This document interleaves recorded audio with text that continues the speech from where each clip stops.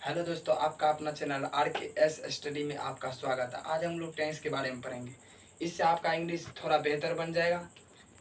तो चलिए वीडियो का स्टार्ट करते हैं। इससे पहले आप लोग यदि इस चैनल पर नए हैं तो चैनल को सब्सक्राइब कर दीजिए और बेल आइकन को प्रेस कर दीजिए, जिससे हमारे वीडियो का नोटिफिकेशन आपको मिलता रहेगा।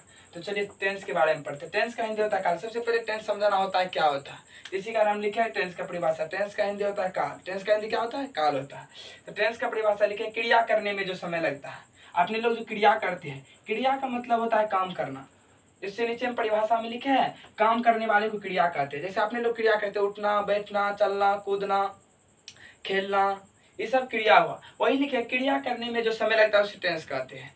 तो क्रिया जो करते हैं अपने लोग, तो वही खेलते हैं, कूदते हैं, बैठते हैं, उठते हैं, तो वही लिखे क्रिया करने में जो समय लगता है उसे टेंस कहते हैं। यदि आपको यह परिभाषा थोड़ा भारी टाइप का लगता है तो होला वाला इजी वाला थोड़ा बोलेंगे। तो लिखे क्या, काम करने में जो समय लगता है उसे टेंस कहते हैं। अपने लोग जो काम करते हैं तो उसमें थोड़ा समय लगता है, तो उसी को हम लोग क्या बोलते हैं? टेंस बोलते हैं। जैसे मान लीजिए मैं अभी पढ़ा रहे हैं, इसमें समय लगता है।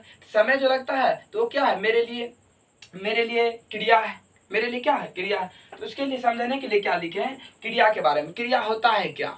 ठीक है, अपने लोग क्रिया के बारे में नहीं जानते हैं। देखिए क्रिया का इंग्लिश होता है वर्ब। क्रिया की इंग्लिश क्या होता है? वर्ब होते हैं। वही लिखे काम करने में जो समय लगता है, काम करने वाले को क्रिया कहते हैं। काम करने वाले को क्रिया कहते हैं। जैसे खेलना, खेलने में जो है क्या करते हैं अपने लोग को? मेहनत लगता है, काम काम कर रहे हैं वहाँ पे। पढ़ना भी वो काम भी हुआ, दौड़ना भी एक काम हुआ, नाचना भी एक काम हुआ, गाना भी एक काम हुआ, ये सब काम हुआ। इसी कारण हम लोग इसको बोलते हैं क्रिया।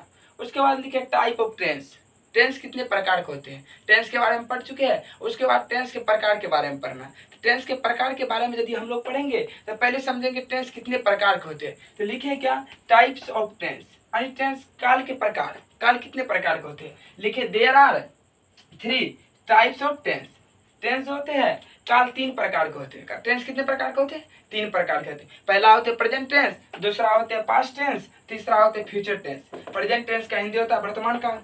प्रेजेंट टेंस का हिंदी वर्तमान काल, पास्ट टेंस का हिंदी भूतकाल और फ्यूचर टेंस का हिंदी भविष्य काल। तो सबसे पहले हम लोग प्रेजेंट टेंस के बारे में पढ़ेंगे। प्रेजेंट टेंस होता क्या है, प्रेजेंट टेंस समझेंगे।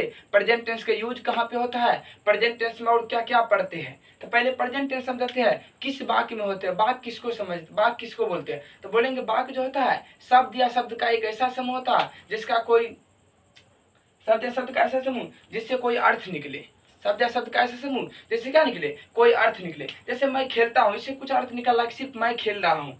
तो उसके बाद बोल रहे हैं प्रेजेंट टेंस। प्रेजेंट टेंस का हिंदी होता है वर्तमान काल। बोल रहे जिससे वर्तमान समय में होने का बोध हो उसे प्रेजेंट टेंस कहते हैं। तो वर्तमान समय में हम लोग क्या करते हैं? जैसे मैं खेलता हूँ, मैं जाता हूँ, हम लोग जा रहे हैं, हम लोग पटना जा रहे हैं, मैं खेल रहा हूँ, मैं खेल चुका हूँ। जिस बात के अंत में हाय रहे, उसके बाद समझने के लिए दिया है जिस बात के अंत में हाय रहे, हूँ रहे, हो रहे, उसे पास्ट टेंस का प्रेजेंट टेंस कहते हैं। इसे समझाने के लिए जैसे मैं खाता हूँ, मैं खा चुका हूँ, मैं खाता रहता हूँ, हम लोग खाते रहते हैं, वह खा चुका है, मैं खा चुका हूँ।